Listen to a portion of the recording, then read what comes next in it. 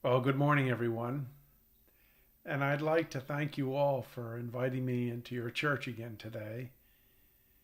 Uh, I'm going to preach on a text that you hear at Christmas. But I don't want you to think that this is an old Christmas sermon that I've pulled up and I'm using again, because I don't do that. I don't save my messages.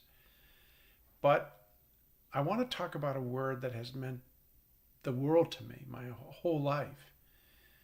And to get us into this, I want to start with a quote from the scriptures from Matthew chapter 1. And it's the angel, Gabriel, speaking to Joseph about the birth of Jesus. And he says, Joseph, he says, Mary will give birth to a son, and you will give him the name Jesus, because he will save people from their sins. And that is, by the way, the meaning of the name Jesus, to save people from sin. And then the angel Gabriel continues on and he says to Joseph, he says, I want you to remember the prophet Isaiah, because he spoke thousands of years earlier. And he said this, the virgin will be with child and will give birth to a son, and they will call him Emmanuel, which means God with us. I want to talk about that word, Emmanuel. I want to talk about God with us. Yes, it's a text we hear at Christmas, but the point I want to make today is that we actually hear that God is with us every day of our lives. John Wesley, the great founder of the Methodist Church, spoke these final words just before he died. He says, the best of all of us is that God is with us, Emmanuel. And then he died. Remarkable words. That one word, Emmanuel, has three words in English. God with us. And what it's telling us are three things. That Jesus is God. And number two, that Jesus is God with us. And number three, that Jesus is God with us. And I want to talk about each of those three things because it's so very personal to me. And it's personal because of my time some years back as a missionary in Africa. These were the first words I heard. And these were the last words I heard when I got out of Africa. And these were the words that I heard repeated day in and day out, time and time again. They were the words of endearing faith of a people whose children I buried almost daily from malaria and diarrhea. And in Swahili, which was the language we all spoke, Emmanuel, God with us, was Mungu yupo. Mungu yupo. When the rains didn't come and the crops failed and the cattle died, especially the calves, what I would hear from them was Mungu yupo. When malaria and polio and cholera and schistosomiasis and AIDS and polio struck them day in and day out, along with starvation and diarrhea and drought and famine. Mungu yupo. Mungu yupo. God's with us. We're not alone. And even when the rains finally came and the corn and the millet started to grow and the calves were being born alive, Mungu yupo. God's with us. I got to tell you, I never saw anything like it in my life. When I journeyed to villages Sunday after Sunday to worship and to preach the word of God to them, they would drag their half-dead and starving children with them, and they would come to worship because Mungu yupo, God's with us. We'll be okay. That's what they would say. We cannot give up with God. He's always with us. And the first thing this taught me, and what I learned from them, was that Jesus is God. The creator of the universe has become a human being. Everything else is secondary. Christianity, is the only religion in the world that knows this and believes this fact, that Jesus is God. So many people today ask the question, where does it say, and why do you believe that Jesus is actually God? Well, here's one place, in the beginning of Matthew's gospel. And there are a lot of other places in the scriptures and in our lives each day. I love the beginning of John's gospel. In the beginning was the Word, and the Word was with God, and the Word was God.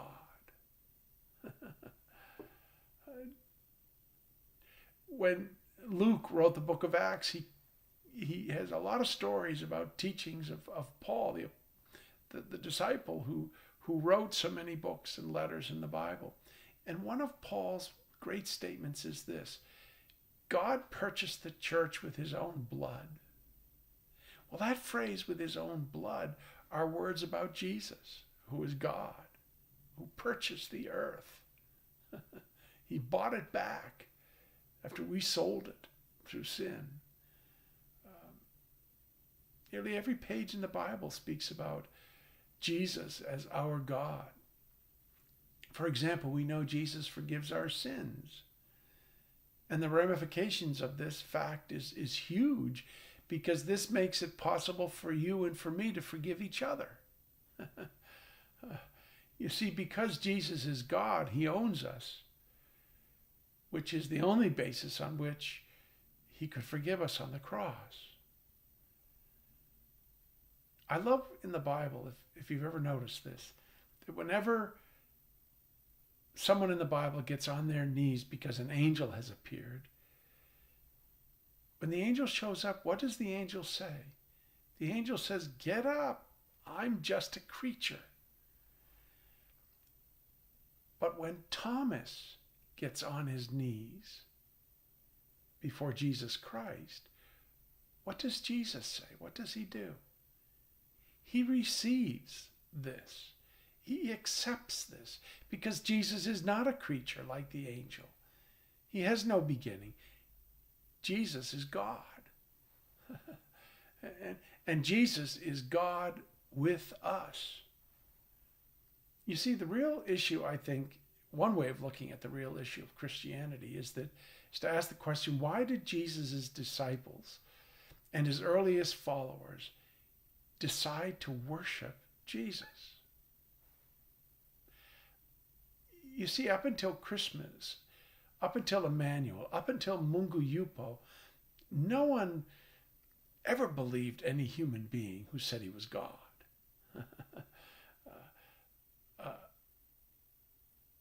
But in the Bible, people kept asking about Jesus.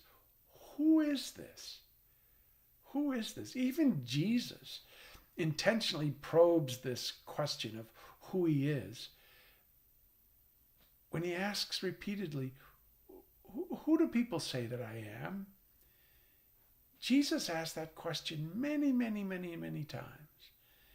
And when people you know and love question who Jesus is, and they specifically question whether or not Jesus is God, what do you think?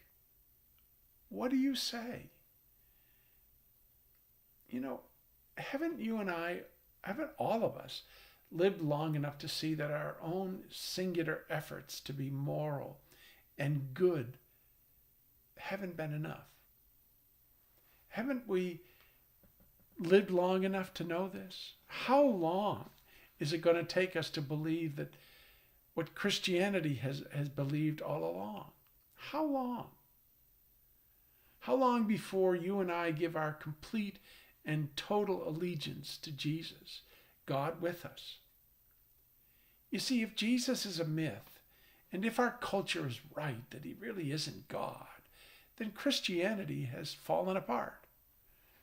And life has no meaning, so you might as well go ahead and eat and drink and be married, because tomorrow when you die, that's the end of it. But no, Jesus is God with us. And that's the second thing I want to talk about. Not only is Jesus God, but Jesus is God with us. With us. And that's why I will never forget the Sukuma, the tribe of people with whom I lived in Tanzania for years. They knew that God was with them. What about you? What about us? How persistent are we in our belief and in our behavior and decision making that this great God, with all of his majesty, infinitely greater than the universe, has come alongside of us to enter into a personal relationship with us forever? What about us? What do we Christians have to say about immigration and health care in our country that is different from anybody else and what they're saying? Does it matter that we're believers, that Jesus is God with us? What difference does Emmanuel, what difference does Mungu yupo really make? Martin Luther was religious for a very long time. He was a teacher in the seminary. He taught the book of Romans. And he was very busy, and he would always come to church, and he did these things all before he was a Christian. He confessed his sins twice a day. He took communion daily. He was always in God's, what he called, general presence. But he never met God. Until one day, he said, I was studying the book of Romans, chapter 1, verse 17, and I realized that all along, I have been trying to earn my own righteousness and be good on my own merits. When I suddenly realized, he continued, that in Jesus Christ, who came and died for me, to fulfill all the requirements and all the righteousness, I simply needed to be acceptable with God, which is something that I now realize I had to receive as a gift. And then he concludes, at that moment, when I realized this truth, I felt like I was ushered through an opening into the gates of paradise. Do you know what happened to Luther? He said this himself. He said, I moved from a general experience of God to knowing that Jesus is God with us. He met God. He saw the love of God. He saw the grace of God. He saw the gospel for the first time in his life. And he moved from just seeing that God was God, or Jesus was God, to seeing that Jesus was God with us. Well, what about you? And what about me? What about all of us? How much do we really believe that God is with us? That Jesus is God with us? And what difference does he really make in your life and in my life? Or do we continue around with just this general experience of God, not knowing that he's really Jesus with us?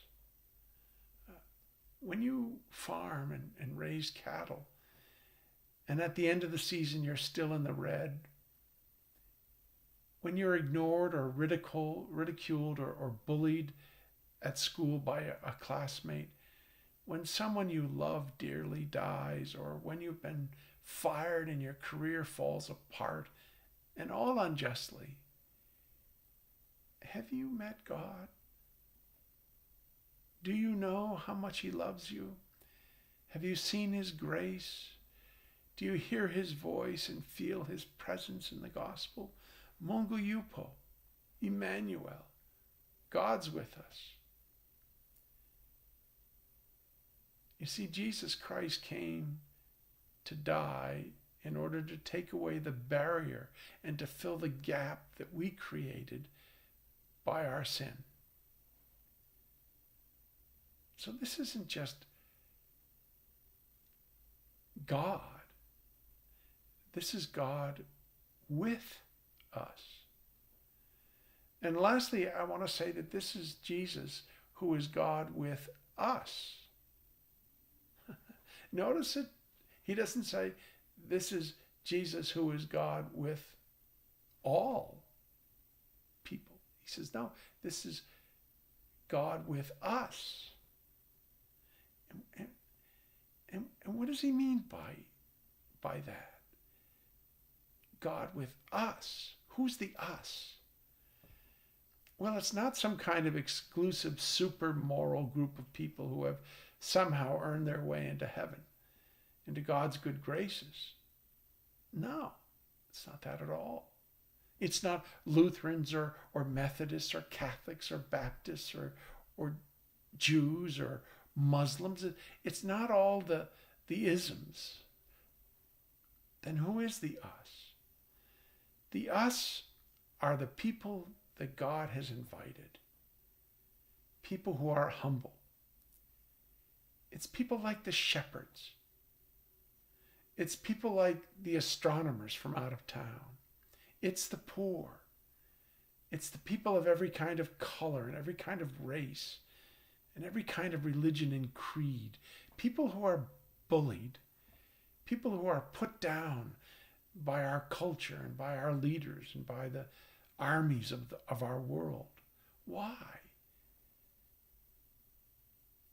Because the people who can receive the great gift of Jesus are the people who come without references. They come without arguments. People who never ever come and say, you owe me, God, because I tried real hard while I was here on earth. You see, Jesus is God who wants people to come and say, oh God, I've got no references. I've got no credentials. Oh God, you owe me nothing. I deserve nothing. I'm an unfaithful shepherd at heart, and you've got no reason to accept me except because of what your Son, Jesus Christ, has done for us. Emmanuel. God with us. Mungu, yupo. God with people like us who come with unfaithful histories. People like us who come believing half-heartedly. And what does this all mean? It means that some of us have to take off the limitations we've put on Jesus in our life. Some of us have problems in our life, and we have habits in our life, and we have needs and difficulties in our life, and we've decided that, well, that's just the way things are going to be all the rest of my life. And so a lot of us, we just don't want to change. We don't think it's going to make a difference. And so we can't change. We stay the same. And yet the Apostle Paul was able to say this. He said, true Christian love believes all things, hopes all things, endures all things. Why could Paul talk that way? And why are we not talking that way? Because Paul takes sincerely and seriously the truth that Jesus Christ, the one in the middle of our lives, is God with us. You know what this means? This means we have to get rid of the cynicism that exists in our lives about what God can do in us. The cynicism about what God can do through us and in our church and through our church and through Christianity and through our faith. Most of us, you see, we don't take God very seriously. We walk around a little bit like Christians with tails between our legs. But friends, my prayer for you and for me this day is that we will all get near Jesus and we will all get with Jesus. So what's keeping you from Jesus?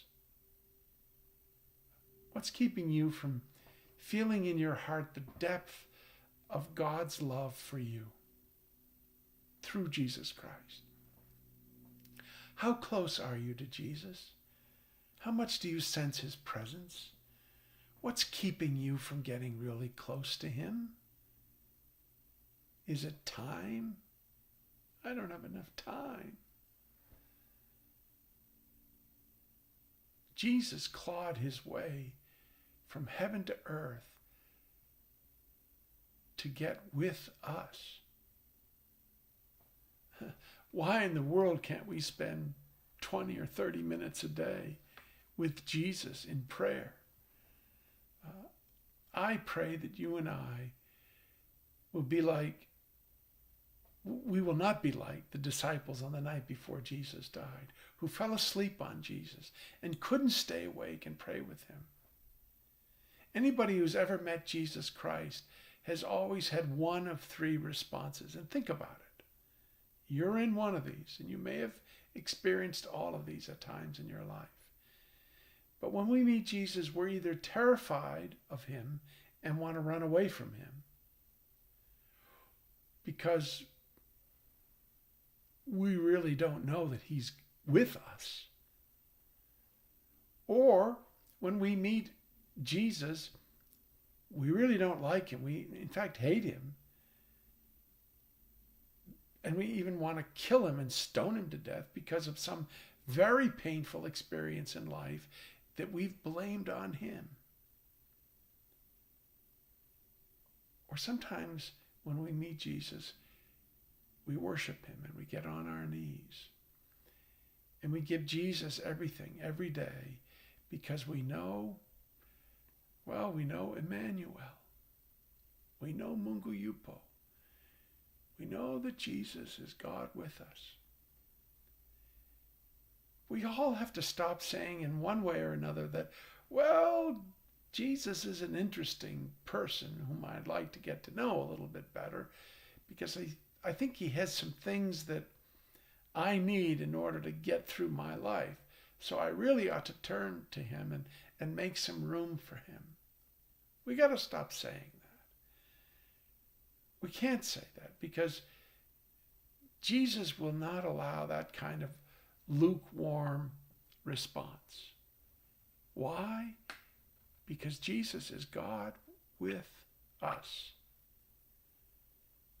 And so rather than dying with those words on your lips, I propose that you and I live with those words in our hearts every day, beginning right now. Thank you, and God bless you.